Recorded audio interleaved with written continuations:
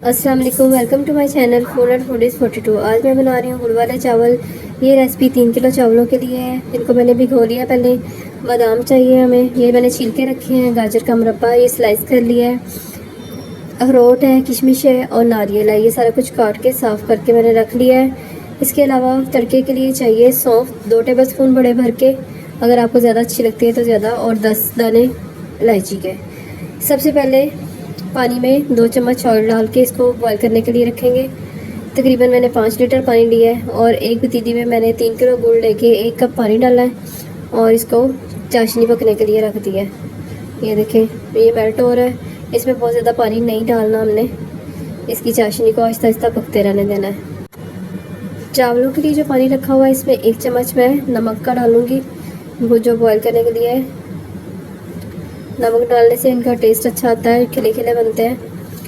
अभी पानी फुल गर्म हो चुका है, उबाला नहीं आया, लेकिन मैं इसमें चावल डाल रही हूँ। उबलते हुए इतने ज़्यादा पानी में डालने से थोड़ा रिस्क होता है, इसलिए मैं इससे पहले ही डाल रही हूँ। थोड़े से गर्म है। ये चाशनी भी हमारी रेडी हो रही है तकरीबन। इसको पका के एक साइड पे रख लेंगे।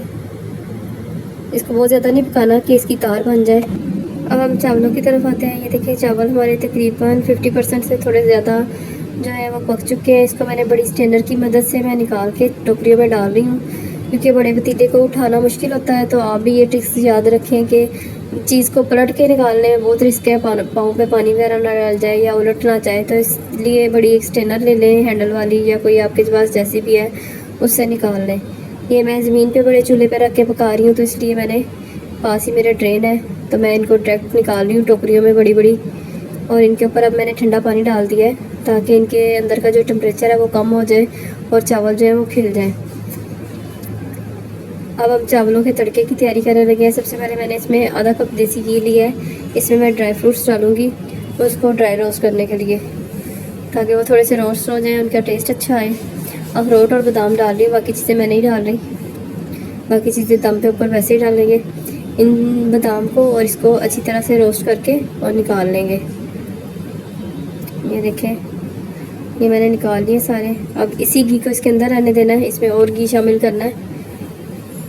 तकरीबन मैंने 2 कप और घी डाला है, जो कि 400 ग्राम बनता है।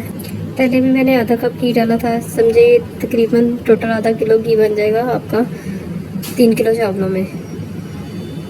घी जब तक गर्म होता है, इसके अंदर हम लोग सौंफ और इलायची डाल के इसका तड़का बनाएंगे। ये देखिए, इसको अच्छी तरह से गर्म कर लेना है और फिर चाशनी को इसके अंदर डालना है।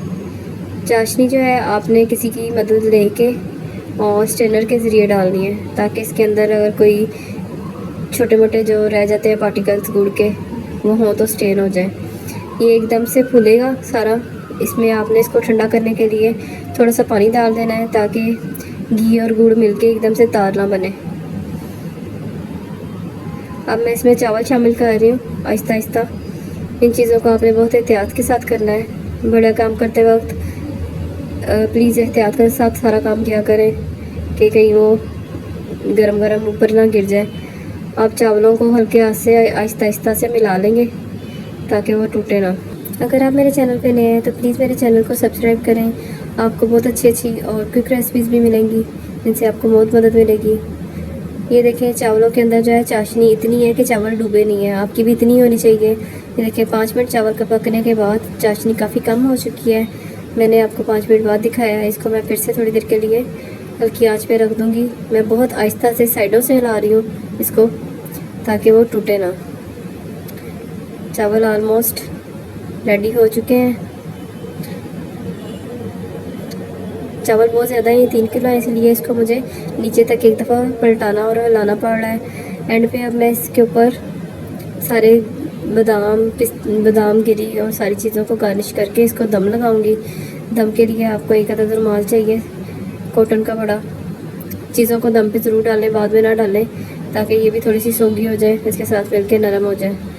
ये मैंने गाजर का मुरब्बा डाला है। आपके पास जो चीज़ अवेलेबल हो, आप जो डालना चाहते हैं उस तरह से आप डाल सकते हैं। इसके अंदर खोया भी डालता है, बहुत अच्छा लगता है। आपके पास हो तो वो डाल लें। अब इसके ऊपर मैं कॉटन का एक रुमाल दे के इसको 5 मिनट के लिए दम दूँगी। जब चीज़ ज़्यादा पक रही होती है तो वो उसके अंदर हीट ज़्यादा होती है, तो उसको बहुत ज़्यादा देर दम नहीं देते। ये देखिए जी, 5 मिनट मैंने बाद खोल दिया है और चावल रेडी हैं, बहुत अच्छे और शानदार चावल बने हैं। अगर आपको मेरी रेसिपीज़ पसंद आ रही हैं तो प्लीज़ मेरे चैनल को सब्सक्राइब करें और दोस्तों के साथ शेयर करें। अल्लाह हाफ़िज़, शुक्रिया।